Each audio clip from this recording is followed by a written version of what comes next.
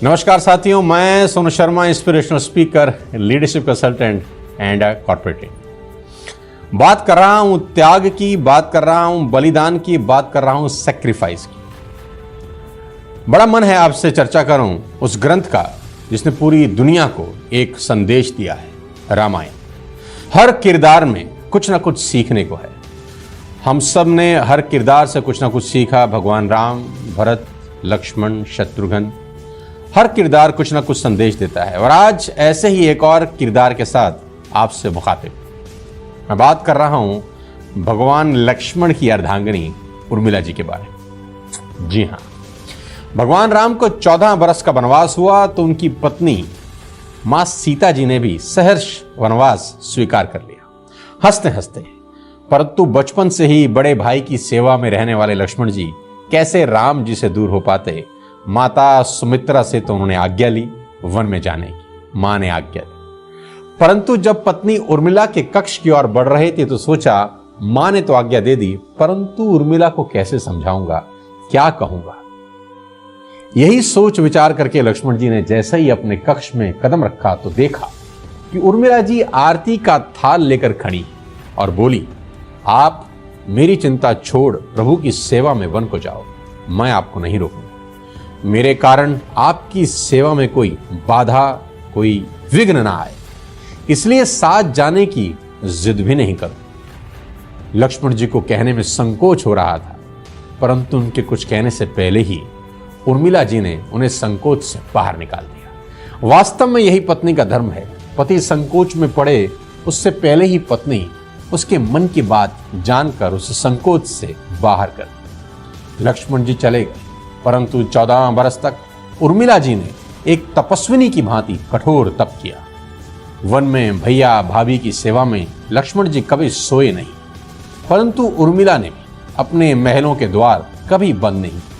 सारी रात जागकर उस दीपक की लौ को बुझने नहीं दी। मेघनाद से युद्ध करते हुए लक्ष्मण को जब शक्ति लगी, एक प्रसंग है, आप जानते होंगे कि भगवान लक्ष्मण और मेघनाद के बीच में युद्ध हुआ और मेघनाद ने लक्ष्मण को शक्ति मारी। लक्ष्मण जी मूर्छित हुए और हनुमान जी संजीवनी बूटी लेने के लिए हिमालय चले। और जब हिमालय से संजीवनी बूटी वापस लाए तो भरत जी ने उनको एक तीर मारा। ये एक व्याख्यान है जो रामायण में दिखाया जाता है कि मेघनाद से युद्ध करते हुए जब लक्ष्मण को शक्ति लग जाती है और हनुमान जी उनके लिए संजीवनी का पहाड़ लेकर लौट रहे होते हैं तो बीच में अयोध्या में भरत जी उन्हें राक्षस समझकर बाण मारते हैं और हनुमान जी गिर जाते हैं। तब हनुमान जी सारा वृतांत सुनाते हैं कि सीता जी को रावण ले गया, लक्ष्मण जी मूर्छित हो।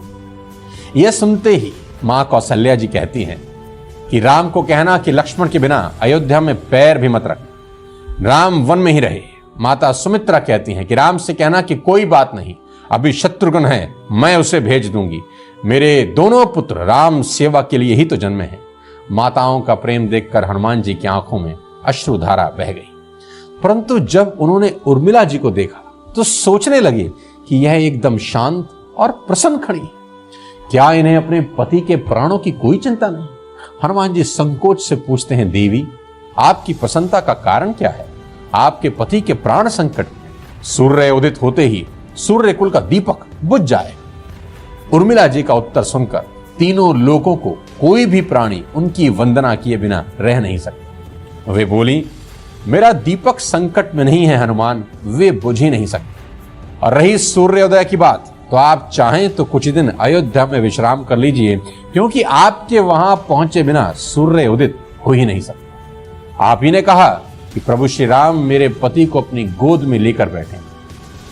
जो योगेश्वर राम की गोद में लेटा हो, काल उसे छू भी नहीं सकता। यह तो वे दोनों लीला कर रहे। मेरे पति जब से वन गए हैं तब से सोए नहीं। उन्होंने ना सोने का प्रण लिया था, इसलिए वे थोड़ी देर विश्राम कर रहे हैं। और जब भगवान की गोद मिल गई तो थोड़ा विश्राम लंबा हो गया, वे उठ जाएंगे। और शक्ति मेरे पति को लगी ही नहीं, शक्ति तो राम जी को लगी है। मेरे पति की हर श्वास में राम है, हर धड़कन में राम है, उनके रोम रोम में राम है, उनके खून की बूंद बूंद में राम है। और जब उनके शरीर और आत्मा में सिर्फ राम है तो शक्ति राम जी को ही लगी है। दर्द राम जी को हो रहा है, इसलिए हनुमान जी आप निश्चिंत होकर जाएं, सूर्य उदित नहीं होगा।